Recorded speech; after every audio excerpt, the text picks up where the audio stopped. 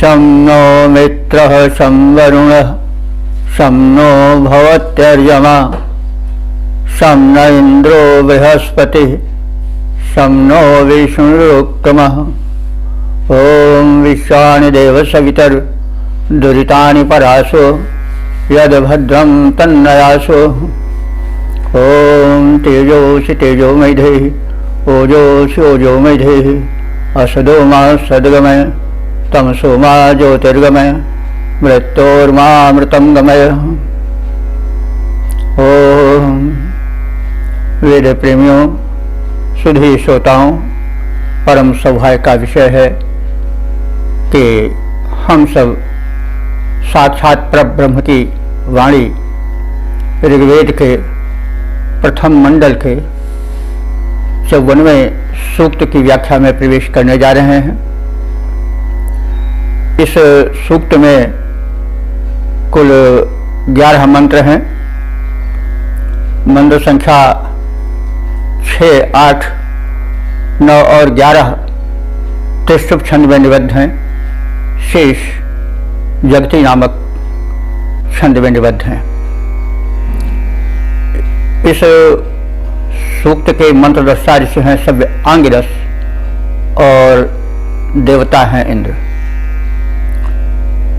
अब हम सर्वप्रथम इस 54वें सूक्त के प्रथम मंत्र की व्याख्या में प्रवेश करें। यह मंत्र जगती नामक छंद में निबद्ध है। मंत्र दस्ता ऋषि हैं सव्य आंगिरस और देवता हैं इंद्र। विषय है इंद्र हमें युद्ध की विभीषिका से मुक्त रखें। तो इंद्र के विषय में हम बहुत कुछ जान चुके हैं। अब उसके यहाँ अधिक कहने की आवश्यकता नहीं है। तो अब संबंधित मंत्र का प्रथम पाठ हो जाए। ओम मानो अस्मिन् मघवन पित्संहसि नहि ते अन्तः शवशः परिलसे अक्रन्दयो नद्योरोरुवद्वना कथम नाक्षोणीभिर्यशा समारत। शब्दार्थ ने मघवन, हे ऐश्वर्य संपन्न इंद्र। मघ कहते हैं ऐश्वर्य को और रुवत माने वाला, संबोधन में मघवन बना है। तो हे ऐश्वर्य संपन्न इंद्र। नह माने हमें, यानी हम सब उपासकों के। अस्मिन माने इस, अंघस माने पाप में, अंग कहते हैं पाप को, और अंघस माने पाप में। तो कैसा पाप? पृत्सु, पृत्सु माने प्रतना हमारे युद्ध होता है। पृत्सु सप्तमी बहुवचन है। तो पृत्सु माने युद्धों में। तो युद्धों में जो पाप हो जाता है वधजन्य, उससे हमें, उस विभीषिका से हमें दूर रखो। क्योंकि युद्ध होता है तो कितना संहार हो जाए कुछ ठिकाना नहीं। और व्यक्ति स्वयं ही नहीं संघृत होता है, स्वयं ही नहीं मारा जाता है। वध व्यक्तिगत ही नहीं होता है, एक परिवार का वध हो जाता है। सुहाग लुट जाते हैं, बालक पुत्रहीन हो जाते हैं, माताएं पुत्र शून्य हो जाती हैं, उनकी गोदी छिन जाती है। तो एक ही नहीं जाता, उसके पीछे अनेक जाते हैं। तो ऋषि का हृदय यहाँ पर कुछ आर्द्र हो गया है। यद्यपि वैदिक युग युद्धों का युग था, आज स्वयं युद्ध प्रेमी थे, लेकिन यह बात नहीं कि वे निरर्थक रक्तपात में विश्वास करते थे। इसीलिए ऋषि की दयार्द वाणी यहाँ मुखर हो उठी है। और वह उस परम शक्ति संपन्न ऐश्वर्यवान इनसे प्रार्थना कर रहे हैं कि हे भगवान, आप हम उपासकों को युद्धजन्य पापों से बचाएं। और मां माने मत, उसमें मत डालो। मां प्रक्षिप, मत डालो। ते शवशः अंतः, ते माने तुम्हारे, शवशः माने शक्ति का। कई बार ये बात चर्चित हो चुकी है कि शव माने बल होता है और शवशः बल का। तो तुम अतुल बलशाली हो। ते शवशः, तुम्हारे बल का, अंतः नहीं, कोई अंत ही नहीं है, वह अनंत है। और नहीं परिणय से, नहीं माने नहीं, परिणय से माने पार जा पाना।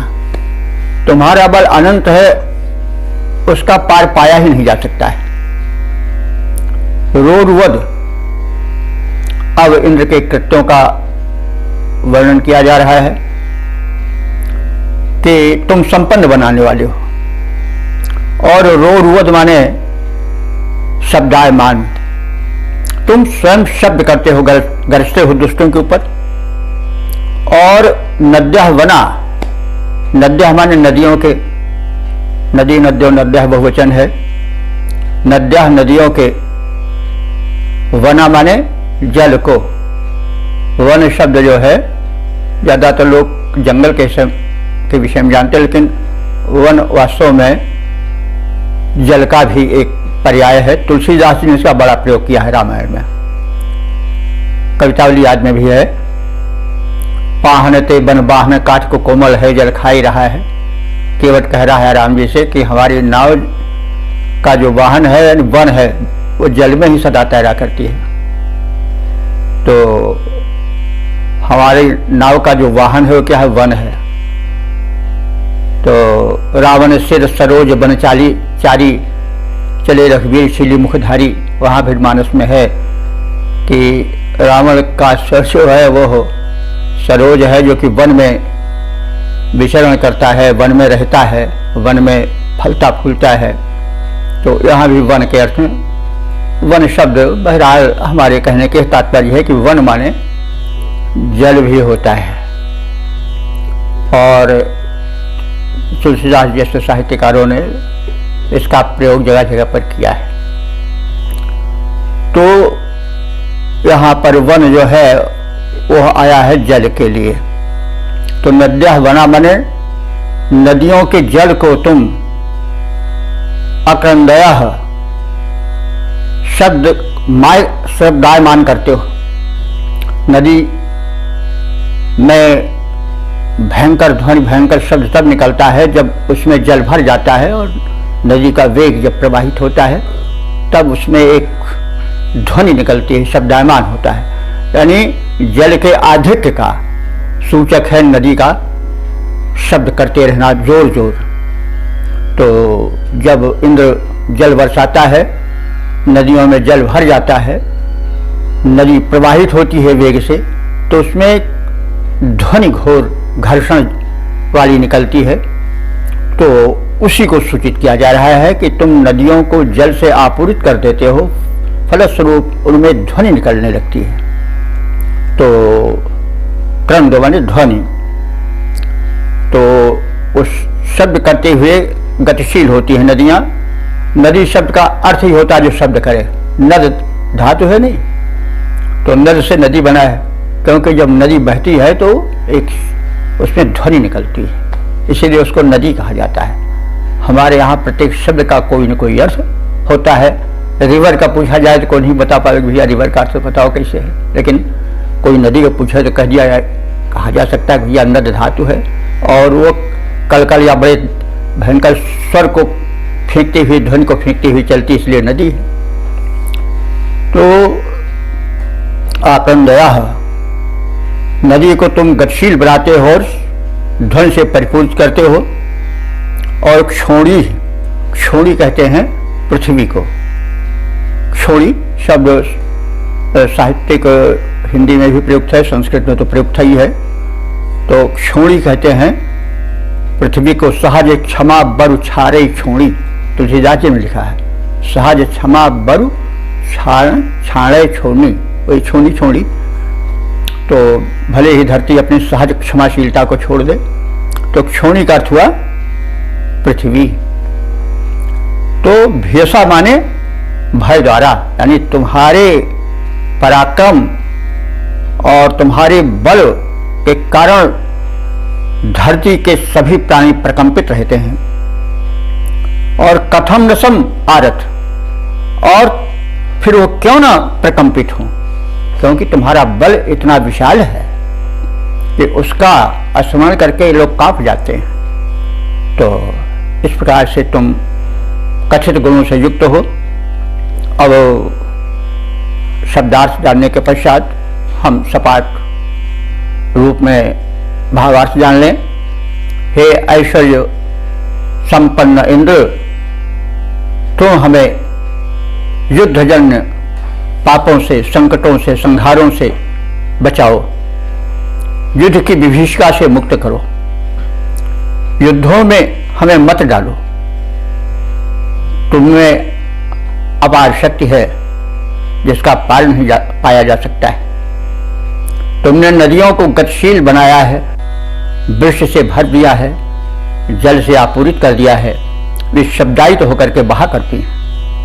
तुम्हारी शक्ति अपरंपार है और उसके समक्ष पृथ्वी आदि लोकों के प्राणी भय से प्रकंपित हो जाते हैं। और प्रकंपित क्यों न हो जाएं, कि वो तुम्हारी शक्ति ऐसी है ही अपार है, प्रबल है, तुम प्रबल शक्तिमान हो। अब इस भाव को हम घनाक्षरी छंद में देख लें। युद्धजन्य संकटों से हमको बचाओ देव, युद्धजन्य संकटों से हमको बचाओ देव, युद्ध की न चाह हम शांति के पुजारी हैं, युद्ध की न चाह हम शांति के पुजारी हैं। डालना हमें न इंद्र युद्ध की विभीषिका में, पाए छत्र छाया तेरी विनती हमारी है। नदियों को तुमने प्रदान की महान गति, भरा उनके प्रवाह में निनाद भारी है, भरा उनके प्रवाह में निनाद भारी है। क्यों न तेरे सामने सभीत हो कपें त्रिलोक, अतुलित अंतहीन शक्ति जो तुम्हारी है, अतुलित अंतहीन शक्ति जो तुम्हारी है।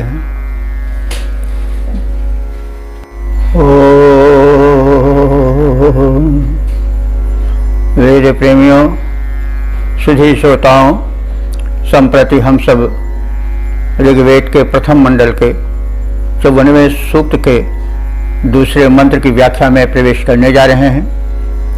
यह मंत्र जगती नामक छंद में निबद्ध है। मंत्र दृष्टा ऋषि हैं सव्य आंगिरस और देवता हैं इंद्र। शीर्षक है शक्ति संपन्न सुपूज्य इंद्र। संबंधित मंत्र का पाठ हो जाए। ओम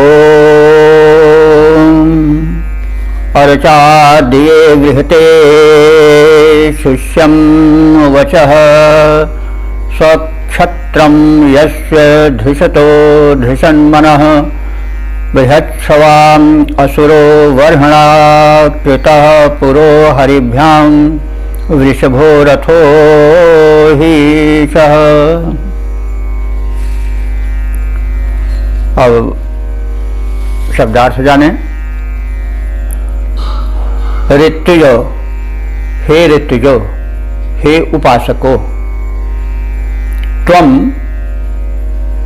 या यूयम, तुम सब अभिस्तुहि, अभिस्तुहि माने भली भांत से स्तुति करो। किसकी स्तुति करो? इंद्र की। तो इंद्र कैसा है? शचीवते। शचीवते माने शक्ति से संपन्न है। शची शक्ति को कहते हैं। वैसे इंद्र की पत्नी को शची कहा जाता है, लेकिन यहाँ उस रूप में नहीं बल्कि शक्ति का सूक्ष्म रूप जो है उससे तात्पर्य है। तो शचीवते चतुर्थी है, शक्तिशाली इंद्र के लिए स्तुति करो। सब चतुर्थी ही हैं इसमें, आगे वाले शब्द भी। तुम शचीवते, हे उपासको ऋतुजो, तुम शक्ति संपन्न इंद्र के लिए स्तुति करो। और शाकिने, शाकिन कहते हैं बल को, शाकिने माने बलवान इंद्र के लिए स्तुति करो। शक्राय, शक्ति संपन्न इंद्र के लिए स्तुति करो। और अर्च, उसका पूजन करो। शृण्वन्तम इंद्रम, शृण्वन्तम माने सुनने वाले। किसको सुनने वाले? स्तुति को सुनने वाले। तो स्तुतिम शृण्वन्तम इंद्रम, प्रार्थनाएं सुनने वाले इंद्र की। अरे भाई, कोई प्रार्थना सुन करे तो उससे सुनाने से क्या फायदा? तो इसलिए इंद्र की स्तुति करो, क्योंकि वो स्तुति को सुनता है और सुन करके स्तुतिकर्ता के मनोरथ को पूरा करता है। तो शृण्वन्तम इंद्रम, स्तुतियों को सुनकर उस पर भली विधि ध्यान देने वाले इंद्र की स्तुति करो। और महमन माने उसकी महिमा का गुणगान करते हुए, महियन, उसको महिमा मंडित करो। अभिस्तु, भली भांति स्तुति करो। यह माने जो इंद्र धृष्णा शवसा, धृष्णा माने रगड़ देने वाले, धर्षण कर देने वाले, मर्दन कर देने वाले, शवसा माने बल द्वारा, अपने पराक्रम द्वारा शत्रुओं को रगड़ देता है, मर्दित कर देता है। और वो इतना बलवान है कि उहे रोदसी, रोदसी कहते हैं, रोदसी शब्द धरा और गगन दोनों को अपने में समेटे रहता है। तो धरा गगन दोनों को निरंजते, निरंजते माने उत्तम रीति से बनाता है, उसे अलंकृत करता है, सजाता है, संवारता है। तो और वह कैसा है? वृषत्वा, सामर्थ्य द्वारा वृषभा कामना को पूर्ण कर देने वाला है। वृषत्वा, वृष माने वर्षण से, सामर्थ्य से। वृष माने देखिए बल भी होता है, वृष माने वर्षा करना भी होता है, वर्षा से बना है, और वृष ही से वृषभ भी बना है। तो वृषत्वा, वह मनचाही वस्तुओं का वर्षण करने वाला है, पर्याप्त रूप में प्रदान करने वाला है। और अपने इस वृषत्व माने वर्षणशील सामर्थ्य से वह पूज्य है। और वृषभा, वो कामनाओं को पूर्ण करने वाला भी है। तो ऐसे इंद्र की हे ऋतुजो, हे उपासको, तुम उपासना करो। अब इसका हम सपाट अर्थ देख लें। इंद्र शक्तियों का स्वामी है, बलवान है, उनका पूजन करो। इंद्र प्रार्थनाएं सुनते हैं, उनकी महिमा का कथन करो, स्तुति करो। वे इंद्र शत्रुंजय हैं और अपने बल द्वारा अंतरिक्ष और भूलोक दोनों को बनाते हैं, अलंकृत करते हैं, सजाते हैं, संवारते हैं। वे वर्षणशील हैं, माने कामनाओं की, भक्तों के मनोरथों की वर्षा करते हैं, पर्याप्त रूप में उसे प्रदान करते हैं। और साथ साथ सामर्थ्य युक्त हैं, जो समर्थ होगा वही तो दे पावेगा। और वे अपनी सामर्थ्य से भक्तों के मनोरथों को परिपूर्ण करने वाले हैं। तो इस प्रकार से हमने संक्षिप्त शब्दार्थ और भावार्थ से परिचय प्राप्त कर लिया। अब इसका गीत परक रूप देखें। तुम करो इंद्र का पूजन, वे बलवान शक्ति के स्वामी हैं। तुम करो इंद्र का पूजन, वे बलवान शक्ति के स्वामी हैं। वे स्तुतियों को सुनते हैं, दाता हैं, अंतर्यामी हैं। रिपु बल नाशक बल है उनका, उनकी महिमा का गान करो। पृथ्वी आकाश बनाए वे, उनके बल का सम्मान करो। वे वर्षा करने वाले हैं, वर्षा मनोरथों की करते। वे आश्रय दाता हैं उदार, आश्रित के सब संकट हरते। वे स्वतः शक्ति संपन्न, वे स्वतः शक्ति संपन्न अस्तु सब जन उनके अनुगामी हैं। तुम करो इंद्र का पूजन, वे बलवान शक्ति के स्वामी हैं। वे स्तुतियों को सुनते हैं, दाता हैं, अंतर्यामी हैं। और इसी को घनाक्षरी छंद में भी देख लें। इंद्र शक्तियों के स्वामी और बलवान बड़े, इंद्र शक्तियों के स्वामी और बलवान बड़े। सुनते हैं स्तुतियाँ, स्तुति सुनाओ तुम। महिमा बड़ी है, बल अतुल बड़ा है। महिमा बड़ी है, बल अतुल बड़ा है भरा। बड़ा है महान, जान गुण गण गाओ तुम। धरा और गगन दोनों को बनाने वाले, वह शत्रु हंता, शत्रु से न घबराओ तुम। आश्रय दाता आश्रय देके करते सनाथ इंद्र। मनोरथ पूरक मनोरथ सुनाओ तुम।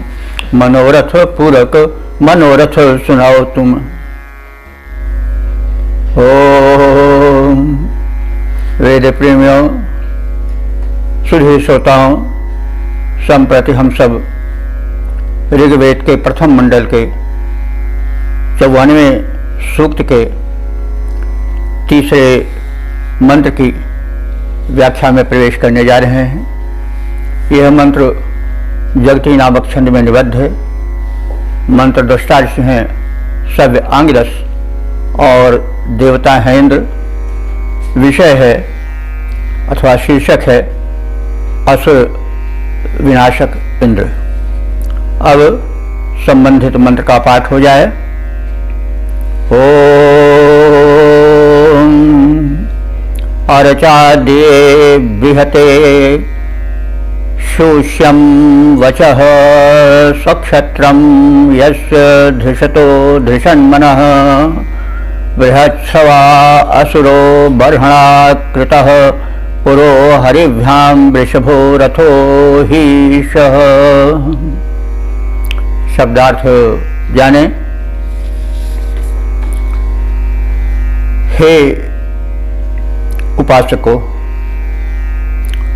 अर्च माने अर्चना करो, पूजन वंदन करो। किसकी? धृषता। धृष्टा माने दमन कर देने वाले, रगड़ देने वाले, धर्षण कर देने वाले, दमन कर देने वाले इंद्र की। जो इंद्र मनः सक्षत्रम, मन और अपने क्षत्रिय गुण से, अपने रक्षक गुण से परिपूर्ण है। धृषत माने शत्रु का दमनकारी है। दिव्य माने तेजस्वी है। दिव्य शब्द तेजवाचक है, तो वह तेजस्वी है, दिव्य है। और बृहते, बृहते माने व्यापक है, महान है। और कैसा है? सशक्त है। और इस इंद्र का तुम शूच्यम वचः, शूच्यम माने बड़े ही सुखकारी, वचः माने वचनों से अर्चना करो। तो बृहतश्रवा, क्योंकि वह इंद्र बृहतश्रवा है, यानी उसका यश व्यापक है। उसके गुणों के कारण, उसकी शक्ति के कारण, उसके यश का व्यापक प्रसार संपूर्ण सृष्टि में है। असुरा, असुरा माने महाप्राणवान है। यहां पर देखिए असुर शब्द इंद्र के लिए आया है। इससे यह सिद्ध होता है कि ऋग्वेद के प्रारंभिक छंदों में, मंत्रों में इंद्र को और वरुण आदि अन्य देवों को असुर कहा गया है। तो असुर पहले जो पदवी थी वो आर्यों की थी, जो कि अपने को बलवान मानते थे। असुर कहते हैं प्राण को, असुर माने प्राणवान, शक्तिमान अपने को मानते थे। जीवतुंड भरा रहता था ऐसा मानते थे। लेकिन बाद में किन्हीं कारणों से दैत्यों में और देवों में संघर्ष चलता ही था। यह तो सत्य ही है कि दैत्य भी कम पराक्रमी नहीं थे। तो वो लड़कारे होंगे कि तुम कैसे हमसे ज्यादा बली हो, क्यों असुर कहते फिरते हो, असुर हम हैं। तो उन्होंने कहा भाई तुम ही रहो। आज लोग थोड़े बुद्धिमान थे, थोड़ी थोड़ी बात के लिए कौन झगड़ा करे, ठीक भाई तुम ये सोच सही। तो बाद में वो असुर उनका यानी दैत्यों का पर्याय हो गया और धीरे धीरे आर्यों ने उसे छोड़ दिया। अब जो इस समय अर्थ की व्याप्ति है वो असुर माने दैत्य, यानी अच्छे अर्थ में नहीं लिया जाता। शब्दों का उत्थान पतन होता रहता है, ये भाषा वैज्ञानिक विषय है, आप सब जानते हैं। तो यहाँ असुर जो है वो इंद्र का विशेषण है। हे इंद्र तुम असुर हो, यानी महाप्राणवान हो।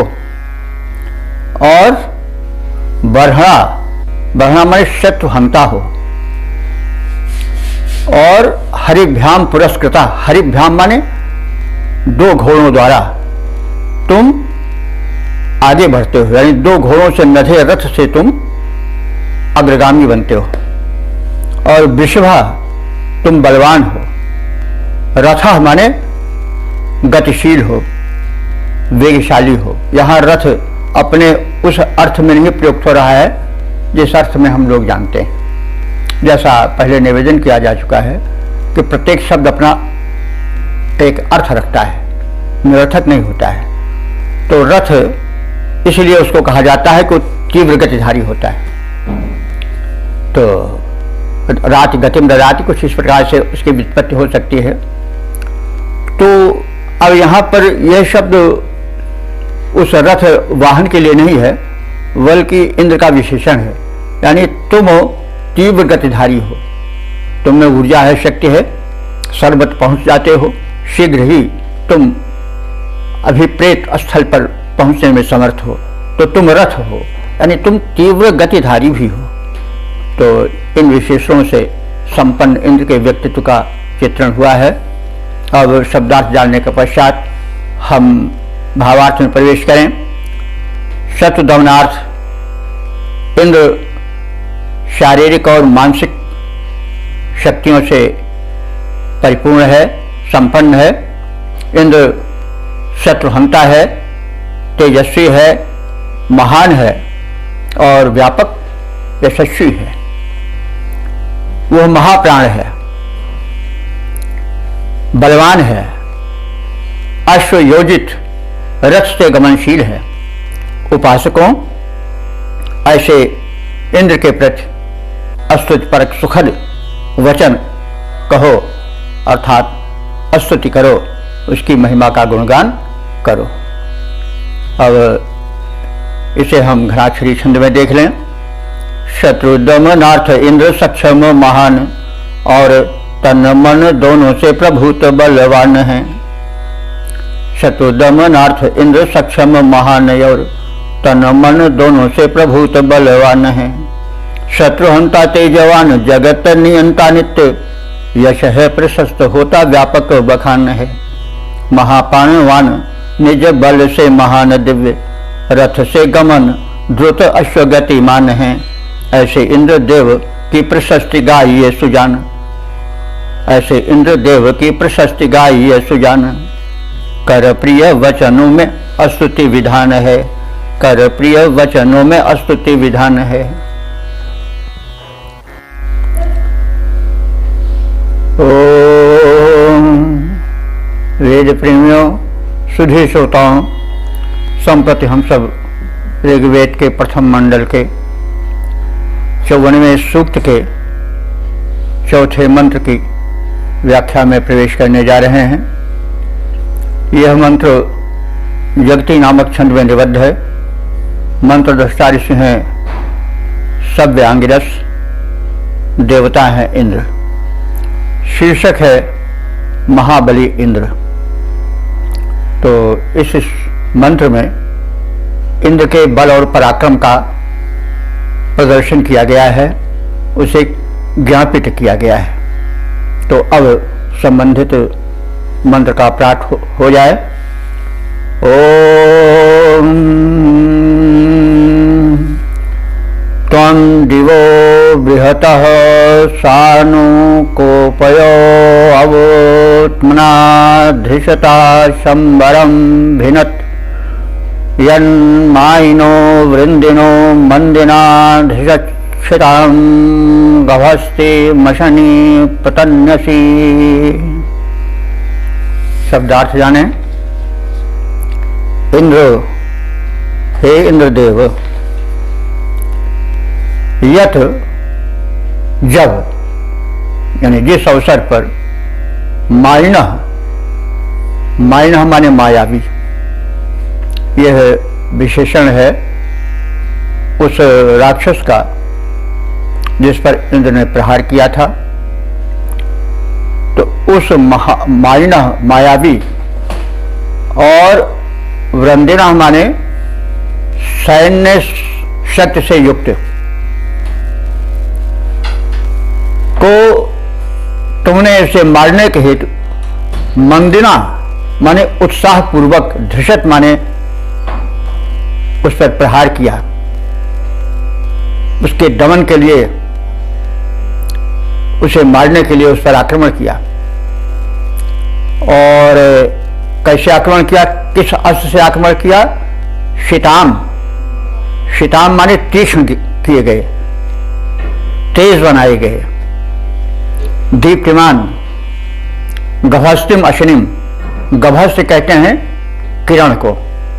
तो यह अशन का विशेषण है। अशन माने होता है वज्र, वज्र इंद्र का आयुध है। तो हे इंद्र, तुमने अपने चमचमाते हुए यानी गभस्य किरणें फेंकते हुए वज्र द्वारा प्रतन्यसी माने उसकी सेना पर, सेना से युक्त उस असुर पर प्रहार किया और प्रहार करके उसे मार गिराया। और बृहत दिवह सांग, बृहत कहते हैं व्यापक विशाल, दिवह माने दिलोक के, सांग माने होता है चोटी पर, शिखर पर। कोपयः, कोपयः माने कोप, क्रोध, तुमना धृष्टा अपने पराक्रम से तुमने शंबरम, शंबर नाम के असुर को, दैत्य को, अवभिन्नत माने खंड खंड कर डाला, मार डाला। तो इस प्रकार से जो शंबर है उसके वध की सूचना इस मंत्र में है। शंबर वैसे कहते हैं माया को या मायावी को। तो शंबरासुर बड़ा मायावी था, अपना रूप बदल लेता था और पहचान में नहीं आता था, उसका मारना बड़ा कठिन था, लेकिन इंद्र ने उसे भी मार गिराया। इस ऐतिहासिक वृत्त का विधान है। अगर इतिहास हम ना देखना चाहें तो कह सकते हैं कि जो मायावी मनुष्य हैं, जो अपना वेश बदल बदल करके, रूप बदल बदल करके समाज को ठगते फिरते हैं या पीड़ा पहुंचाते फिरते हैं, उनको तुमने नष्ट किया। तो अब इसका हम सपाट भावार्थ जान लें। हे इंद्रदेव, तुमने मायावी असुरों को अथवा मायावी शंबरासुर को ससैन्य मार डाला और बड़े उत्साह से चमचमाते हुए अपने तीक्ष्ण वज्र से उस पर प्रहार कर उसका अंत कर दिया। तुम विशाल दिलोक के उच्च स्थान को प्रकंपित करने वाले हो। तुम्हारे लिए कोई बड़ी बात नहीं है, क्योंकि दिलोक भी कंपित हो जाता है तुमसे। तो अपने पराक्रम से तुमने प्रबल असुर मायावी शंबरासुर को मार गिराया है और यह तुमने बड़ा ही लोकोपकार किया है। अथवा जो शासक प्रशासक हैं वो मायावी लोगों को कभी कुछ वेश बदल गए, कहेंगे कुछ, करेंगे कुछ, उनको मार गिराते हैं तो बड़ा कार्य उनका होता है। तो इसका हम घनाक्षरी में रूप देख लें। माया परिपूर्ण शत्रु वृंद हैं तुम्हारे इंद्र, माया परिपूर्ण शत्रु वृंद हैं तुम्हारे इंद्र, जिन्हें वज्र द्वारा यम लोक पहुंचाते हो। उठती है अंग अंग में उमंग वीरता की, धीरता से वीर जब संगर रचाते हो। कांप उठता है उच्च अंतरिक्ष लोक जब कोप कर तीक्ष्ण वज्र कर में उठाते हो। तेरे युद्ध क्षमता का महान, तेरे युद्ध क्षमता महान, गुण गान योग्य। बलवान शंबर को मार के गिराते हो, बलवान शंबर को मार के गिराते हो।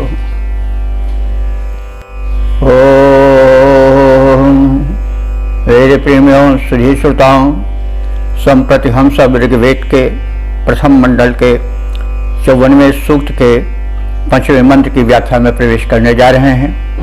यह मंत्र जगती नामक छंद में निबद्ध है। मंत्र दृष्टार हैं सव्य अंगरस और देवता हैं इंद्र। शीर्षक है शोषकों का हंता इंद्र। अब संबंधित मंत्र का पाठ हो जाए। ओम ओम नियद वृणक्षी श्वसनस्य मूर्धनि शुष्णस्य चिद वृन्दिनो रोरुवद्वना प्राचीनेन मनसा बर्हणावताय दद्याचित् कृणवः कस्त्वापरि। तो शब्दार्थ जाने। इंद्र, हे परम बलशाली ऐश्वर्य संपन्न देव इंद्र, रोरुवत, रोरुवत माने गर्जन करते हुए, यथ माने जब, वृंदिना चित, वृंदी कहते हैं, वृंदी माने सेना, और वृंदिना माने सेनाओं के, चित माने होते हुए भी। जब तुमने गर्जन करते हुए, उस समय जबकि तुम्हारे पास प्रबल सैन्य बल था, तो भी तुम निर्भीक रूप से सेना को अलग करके स्वयं अकेले युद्ध के लिए तत्पर हो गए। और श्वसन से शुष्ण से, और वो शुष्णासुर नाम का दैत्य जो कि श्वसन कर रहा था, यानी बड़े क्रोध से भर करके लंबी लंबी सांसें छोड़ रहा था। श्वसन से शुष्ण से, उस शोषक जनसमूह के पीड़क शुष्णासुर पर, जो कि तमतमाया हुआ, क्रोध में भरा हुआ, जोर जोर से सांसें फेंक रहा था, उस लंबी लंबी सांसों को भरने वाले शुष्णासुर को, अथवा अगर हम इसे व्यक्तिवाचक नाम ना माने तो वे लोग जो कि शोषक हैं और उसके बाद फिर क्रोध में भरकर ललकारते हैं, सांसें भरते हैं, तो चोरी ऊपर से सीना जोरी। तो जो शोषक भी हैं, अपराधी भी हैं, और साथ साथ तमतमाए भी रहते हैं कि हमारे सामने कौन, हम बड़े पाक साफ हैं। तो वही खैर कुछ समझिए। श्वसन से शुष्ण से, लंबी लंबी आहें या श्वासें क्रोध में भरते हुए उस शुष्णासुर के मूर्धन माने सिर पर वना निवृणक्षी, तुम अपने अस्त्र से, वज्र से उस पर प्रहार किया। और बर्हणावता मनसा, बर्हणावता माने बल से परिपूर्ण उत्साहित मन वाले तुमने उसे अपने वज्र शस्त्र से प्रहारित किया। और प्राचीनेन अद्याचित, यह तुम्हारी कोई नई चीज नहीं है, तुम तो प्राचीन काल से ही और आज तक, वर्तमान काल तक ऐसा ही करते आ रहे हो। यानी शोषकों को, शुष्णासुर सदृश अत्याचारियों, समाज के शोषकों, घूसखोरों, नीचों, निकृष्टों को तुम इस प्रकार से आदिकाल से आजकाल तक प्रहारित करते आए हो, दंडित करते आए हो, संहारित करते आए हो। कृणवाह, कृणवाह माने काम करते आ रहे हो। त्वा परिकह, त्वा माने तुम्हारे, परि माने ऊपर, कह भला कौन है। यह प्रश्नवाचक है कि तुमसे ऊपर कोई नहीं है। और कौन हो तो बताओ। यानी तुम अद्वितीय हो, तुम्हारे ऊपर कोई और अधिक शक्ति संपन्न है ही नहीं।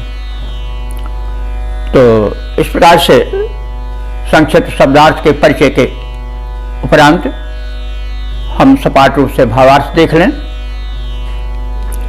शत्रु सेनाओं के होते हुए भी हे इंद्र, और अपनी सेना होते हुए भी तुमने हे इंद्र कुछ भय नहीं खाया और अकेले ही दौड़ पड़े। गरजते हुए तुमने उस शुष्णासुर का सामना किया जो क्रोध में भरा हुआ लंबी लंबी सांसें खींच रहा था, भर रहा था। ऐसे विपक्षी शत्रु के सिर पर तुमने अपना चमचमाता हुआ वज्र दे मारा। प्राचीन काल से आज तक तुम्हारा यही विरुद्ध रहा है। तुम्हारी वीरता का यही उदाहरण देखा गया है कि तुम सदैव अकेले ही दंड देने को उद्यत हो जाते हो। वे लोग जी अपने को समाज में बड़ा ऊंचा मानते हैं, भले ही वो शोषक हैं, भले ही वो गिरे हुए हैं। तो अथवा शुष्णासुर जो कि अपने को शोषक होते ही बड़ा प्रबल मानता था और बड़ा ईमानदार पाक साफ मानता था, उसको तुमने मारा और आगे बढ़कर के अकेले ही उसके सिर पर अपना घनघोर प्रहारी वज्र दे मारा, उसे टुकड़े टुकड़े कर डाला। और इस प्रकार से तुम बड़े समर्थ हो।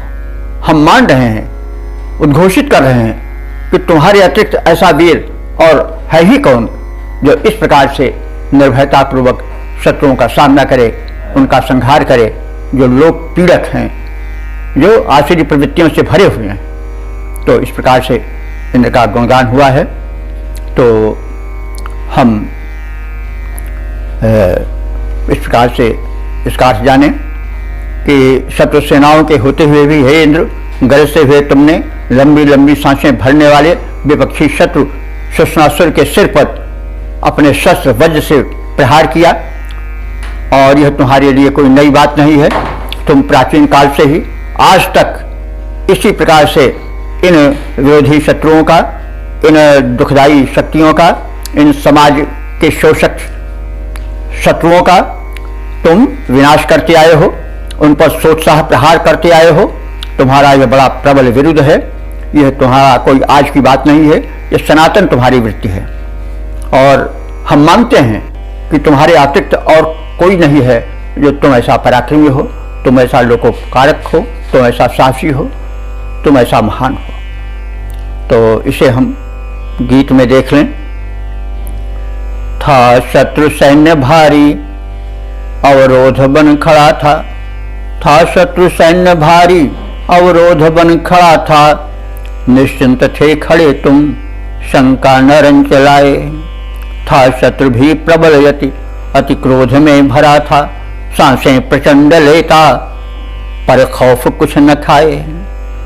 करके निनाद भारी निज शस्त्र को उठाया। निर्भीक बने शत्रु के सिर पर उसे चलाया। यमपुर उसे पठाया। यह रीति है पुरानी तुम लोक पीड़िकों को यमपुर सदा पठाए। कोई न हो सका है तुम सा प्रबल महाबल। प्रतिद्वंदिता में ऐसा कोई न जो कि आए। था शत्रु सैन्य भारी अवरोध बन खड़ा था। निश्चिंत थे खड़े तुम, निश्चिंत थे खड़े तुम शंका न रन चलाए। था शत्रु भी प्रबल अति क्रोध में भरा था। सांसें प्रचंड लेता पर खौफ कुछ न खाए, पर खौफ न कुछ खाए।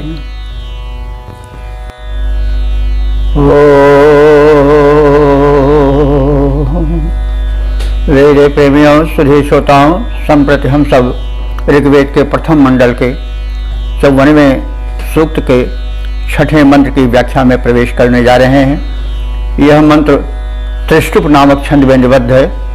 मंत्र दृष्टार्थ है सव्य आंगिरस और देवता है इंद्र।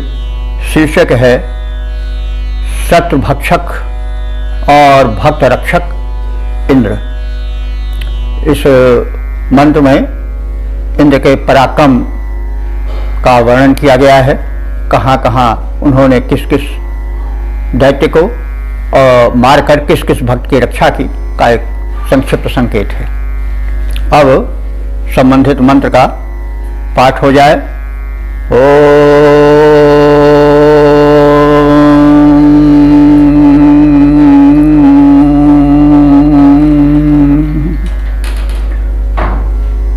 त्वमाविठ नर्यं तुर्वशं यदुं त्वं तुर्वीतिं वयं शतक्रतो त्वं रथमेतशं कृत्वये धने त्वं पुरो नवतिं दम्भयो नव। शब्दार्थ जाना जाए। शतक्रतो इंद्र का संबोधन है, विशेषण है। हे सैकड़ों क्रतों माने यज्ञों को, शुभ कर्मों को करने वाले परम देव इंद्र, तुमने धने कृतवे, धन युद्ध के लिए आया है, वो युद्ध जो धन को प्राप्त के लिए किया जाता है। युद्धों को हम कई अर्थों में देखें, प्रसंगानुकूल। हमें भीतरी शत्रुओं से भी सामना करना पड़ता है।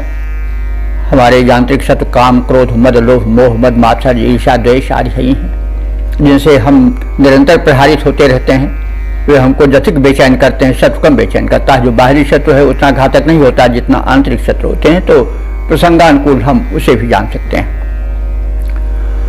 तो हम धनी बने, इसके लिए हमें आंतरिक शत्रुओं से भी लड़ना पड़ेगा भाई। जब हम में बुरी लतें रहेंगी, काम रहेगा, क्रोध रहेगा, लोभ रहेगा, मद मात्सर्य रहेगा, तो फिर हम बिल्कुल आलसी बने रहेंगे, उद्यमी नहीं रहेंगे, तो फिर धन कैसे अर्जन कर पाएंगे।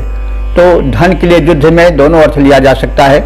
ऐसे दुष्ट शत्रुओं पर आक्रमण करना जो धनी है लेकिन लोकोपकारी नहीं है, तो ऐसे युद्ध में, और हम अपने को समर्थ बनाने के लिए जो काम, क्रोध आदि शत्रु हैं उनसे भी युद्ध करने में उद्यत रहें। और ऐसे युद्धों में तो इसको आप चिंतन मनन पूर्वक सोचते रहें। तो धने कृतवे यानी वे युद्ध जो संपन्नता की प्राप्ति के हेतु किए जाते हैं, उसमें तुमने नर्यम तुर्वशम यदुम आविथ, आविथ मैंने संरक्षण दिया था। किसको? नर्य को। नर्य एक नाम है, संज्ञा है। तुर्वशम, तुर्वश को भी संरक्षण दिया था। यदुम, यदि को भी संरक्षण दिया था। तो आविथ संरक्षण दिया था। नर्यम तुर्वशम यदुम। तो इन शब्दों का अपना अपना अर्थ भी है, लेकिन इसे हम इसके ऊहापोह में ज़्यादा न पड़ें। हम वेद के लोक मंगलकारी आशय पर अधिक ध्यान दें। तो जो सत्कर्मी हैं, जिनके की प्रतीक रूप में ये नाम दिए गए हैं, उनकी इंद्र ने रक्षा की थी। तो जो समर्थ लोग हैं, और हर व्यक्ति कहीं समर्थ होता है, कहीं असमर्थ होता है। यदि हम में सामर्थ्य है तो हम भी सज्जनों की रक्षा करें, और शासकों तक का तो कर्तव्य है। तो तुमने कथित लोगों को संरक्षण दिया था। तुम वयम तुर्वीतिम आविथ, आविथ मैंने संरक्षण दिया था तुमने वय को, यानी वय कुलोत्पन्न तुर्वीति को। वय जो एक व्यक्ति है, महान है, उसके कुल में उत्पन्न हुए तुर्वीति को संरक्षण प्रदान किया था। रथम एतशम, रथ और इतश, ये भी दो व्यक्तित्व हैं, रथ और ऐतश, इनकी भी तुमने रक्षा की है। और तुमने नवतिम पुरम दंभया, दंभया माने दंभी असुरों के, नवतिम माने 99, नवनवति 99 पुरों को तोड़ फोड़ कर ध्वस्त कर दिया। तो आज भी ध्वस्त किए जाते हैं, आप लोग देखते हैं। जो लोग दुष्ट रहते हैं, बाहुबली रहते हैं और अधिकार जमाए रहते हैं, अपना निर्माण फैलाए रहते हैं, उनको बुलडोजर चलते हुए हम लोग देखते हैं तो प्रसन्न भी होते हैं कि अच्छा हो रहा है। तो इंद्र भी बुलडोजर अपना चलाता था और वो लोग जो अनधिकार कब्जा करते रहते थे उनके 99 पुरों को यानी अनंतपुरों को इंद्र ढहाता चलता था। शासकों को इंद्र से जो है वो शिक्षा लेनी चाहिए, उसके आचरण का अनुपालन करना चाहिए। तो इस प्रकार से हमने शब्दार्थ को जान लिया। अब भावार्थ में प्रवेश करें। हे सैकड़ों शुभ कर्म संपन्न करने वाले इंद्रदेव, तुमने युद्ध जन्य कठिन परिस्थितियों में नर्य, तुर्वश, यदु तथा वय कुलोत्पन्न तुर्वीत की रक्षा की थी। तुमने शत्रुओं के 99 नगरों को ढहा दिया था तथा रथ और ऐतश नामक ऋषियों को भी संरक्षण प्रदान किया था। यह तुम्हारा कार्य है, वीरतापूर्ण, शौर्यपूर्ण, लोकोपकारी, जिसका हम वर्णन किए हैं और अपने को धन्य मानते हैं इस प्रकार के तुम्हारे चरित्र के वर्णन से। तो अब इसका हम पद्य रूपांतरण देख लें। हे इंद्रदेव, सैकड़ों श्रेष्ठ कर्मों को करने वाले हो। हे इंद्रदेव, सैकड़ों श्रेष्ठ कर्मों को करने वाले हो। तुम संकट के आ जाने पर भक्तों को सदा संभाले हो। जब कठिन परिस्थिति युद्धजन्य बनकर विपत्ति मंडराई थी, तुर्वश, तुर्वीत, यदु और नर्य के प्राणों पर बन आई थी। रथ, ऐतश इन 2 ऋषियों पर जब संकट घन गहराए थे, 99 रिपु नगर तोड़ तब सबके प्राण बचाए थे। संरक्षण देने वाले हो, तुम भक्तों के रखवाले हो। हे इंद्रदेव, सैकड़ों श्रेष्ठ कर्मों को करने वाले हो। तुम संकट के आ जाने पर भक्तों को सदा संभाले हो।